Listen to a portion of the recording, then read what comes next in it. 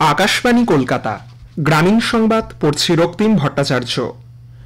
মাস দুয়েকের পর আজ মধ্যরাত থেকে সামুদ্রিক মাছ শিকারে নিষেধাজ্ঞা উঠে যাচ্ছে।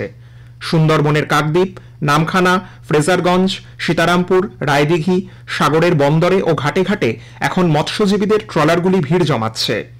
বরফ, জ্বালানি তেল, খাবার মজুত করে সমুদ্রে রওনা দেওয়ার অপেক্ষায় তাঁরা। এবার প্রায় 2000 ট্রলার সমুদ্রে পাড়ি দেবে বলে মৎস্যজীবীদের ইউনিয়ন সূত্রে জানা গেছে। এবারও তাদের নিরাপত্তা সুনিশ্চিত করতে প্রত্যেকের জীবন বীমা করে দেওয়া হয়েছে। ট্রলারগুলিতে ইসরোর প্রযুক্তিতে তৈরি বিশেষ ট্রান্সপন্ডার বসানো হয়েছে। উল্লেখ্য, ইলিশ সহ সামুদ্রিক মাছের প্রজননের জন্য মৎস্য দপ্তর গত 15 এপ্রিল থেকে 14 জুন পর্যন্ত সব রকম সামুদ্রিক মাছ শিকারের উপর নিষেধাজ্ঞা জারি করে।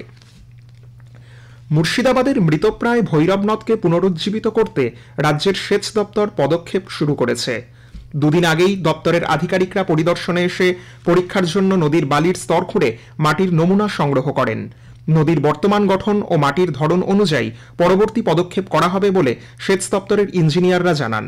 এই প্রকল্পের আওতায় নদী সংস্কারের পাশাপাশি ফসলের চাষাবাদ, মাছ চাষ, পশুপালনের মতো জীবিকা আয়ের উৎস হবে বলে আশাবাদী সকলেই। মুর্শিদাবাদ জেলার ভগবানগোলা 2 ব্লকের আখেরিগঞ্জে পদ্মা থেকে ভৈরব নদ নদিয়ার নবদ্বীপ পর্যন্ত প্রবাহিত। সংস্কারের কাজের জন্য বেশ কিছুদিন বন্ধ থাকার পর বাঁকুড়া দুর্গাপুর রাজ্য সড়কের উপর দুর্গাপুর ব্যারেজের রাস্তা আগামীকাল খুলে যাচ্ছে।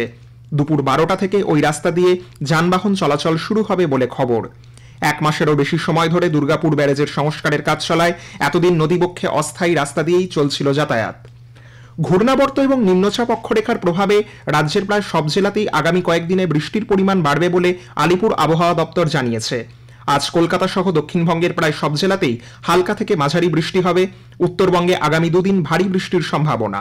দার্জিলিং ও কালিম্পংয়ের জন্য জারি হয়েছে কমলা সতর্কতা। বিশ্ব রক্তদাতা দিবসে আজ বিভিন্ন স্বাস্থ্য সংগঠন, সংস্থা, সামাজিক সংগঠন রক্তদান শিবিরের আয়োজন করেছে। রক্ত দিয়ে যারা মানুষের জীবন বাঁচান তাদের অবদানকে স্বীকৃতি দিতে বিশ্বজুড়ে দিনটি উদযাপিত হচ্ছে। এবারের দিনটি পালনের মূল ভাবনা রক্ত দিন, প্রাণ বাঁচান। এই উপলক্ষে রক্তদান সম্পর্কে মানুষকে সচেতন করার জন্য নেওয়া হয়েছে নানা উদ্যোগ।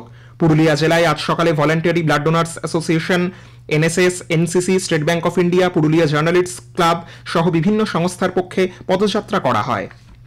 মুর্শিদাবাদের বিভিন্ন যোগ প্রশিক্ষণ কেন্দ্রে 21 জুন বিশ্ব যোগ দিবস উপলক্ষে বিশেষ অনুষ্ঠান আয়োজনের মহড়া চলছে। সুস্থ ভারত গড়ে তুলতে অগ্রণী ভূমিকা পালন করছে তরুণ ছাত্র যুবরা। মাঠ ময়দান, ভাগীরথীর পাড়ে সকালে ও বিকেলে বসছে যোগাসনের আসর। সামিল হচ্ছেন শিশু থেকে বয়স্ক সকলেই। কোচবিহারের হলদিবাড়ি থানার পুলিশ বুড়িগ্রাম এলাকা থেকে এক বাংলাদেশি নাগরিককে গ্রেপ্তার করেছে।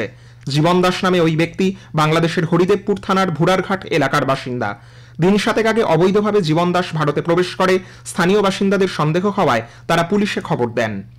গ্রামীণ সংবাদ শেষ হলো। এর পরের খবর 7টা বেজে 35 মিনিটে।